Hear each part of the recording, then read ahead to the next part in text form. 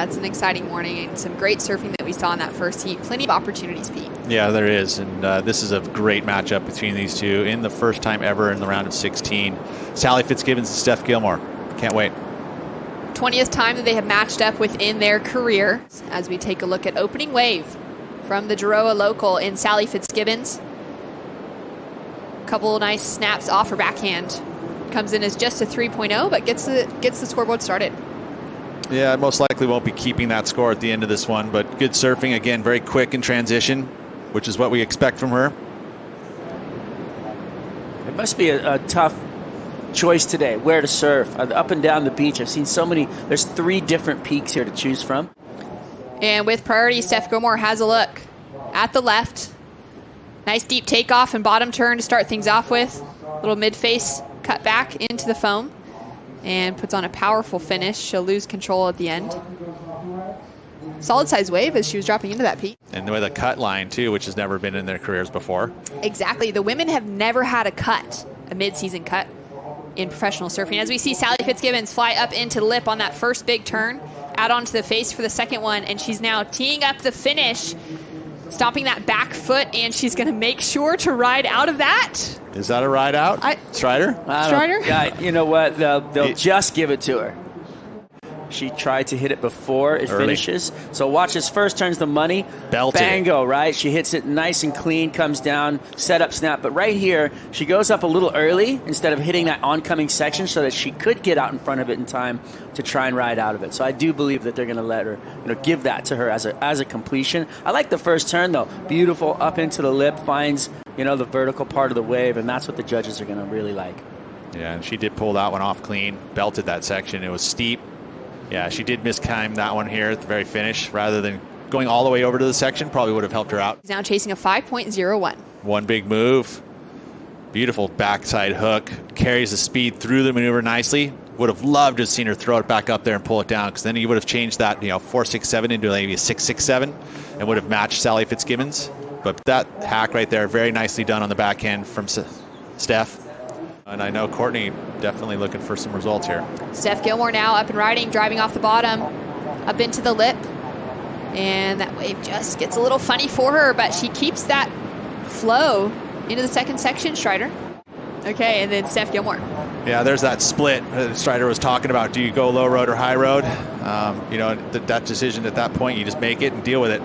This isn't going to be a huge number for Steph. She's going to want to replace it. I think it was the right decision as it split off right there, because the bigger section was on the high road, and then she finished on that section. So, making the right call. Sally Fitzgibbons answering back. She's in the lead. Strong attack. Goes in for the second one. Times the finish, and she's looking to pull it off. Again, leaving us with question marks. You don't want to do that. You don't want to leave us with question marks, because that means they're leaving the judges with that same feeling. Did she pull it off? And it wasn't complete control. And always, no matter what, that's going to affect the score. You want to just come out of it just super clean. Beautiful work, though, with that first vertical snap. And then here attacking that final section. Looked like she had it here. And at some point, where did it actually put, in my eyes? Yeah. See, I'm actually I'm not going to agree with you, dude. Sorry. Okay, that wasn't guys. a make. I don't always want to argue with Strider, but we end up doing it somehow. That's okay. It makes it fun. I love it. And we're back. Sally Fitzgibbons straight into it. Heat number 2 for the round of 16, and she goes down. Yeah, wow, what a unfortunate waste of priority there for Sally Fitzgibbons. That just leaves the door now wide open. And those back to live action. As we see Sally Fitzgibbons up into the lip. Nice flow, and she took out of that one. Got a little wild on the finish there. Low tide. So much speed. It's getting low tide out there, you guys. You're surfing a box. It's not a nice little concave smooth wave. Now it's just a straight wall, so it's a 90-degree angle. And as we see Steph Gilmore now up and riding, nice strong attack on her backhand. Straight up into the lip, goes for a second one, finds that critical section again. And now she's just going to look for that finishing touch. 2 turns connected together, nice and smooth.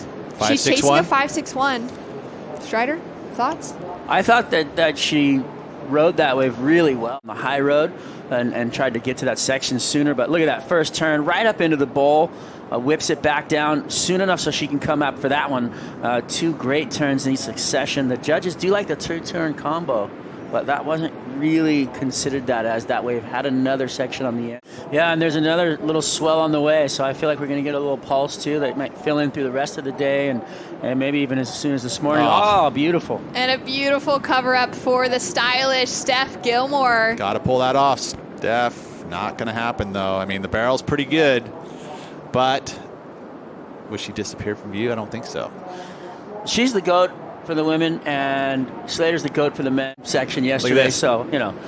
That was pretty nice. Stylish for sure. And would have loved to see her pull that one off, though, just to really, you know, settle it for a solid wave. Came right to her, though. You know, paddles out. She had a distance away from Sal Fitzgibbons. Look at this drop right under the lip. Just perfect timing, holding the wall. It's just, she makes it look so easy. But it betters the 4.67, right? I think so, yeah. Yeah, I think so, too. Unbelievable. Went on to win the event. Had her fingernails painted yellow, the lucky color in Bali as well. And just carried it all the way through. Sally Fitzgibbons on her backhand. Uses priority on that wave as well. Well, now Steph has, with all the experience, you'd think she'd cover Sally at this point. Defense.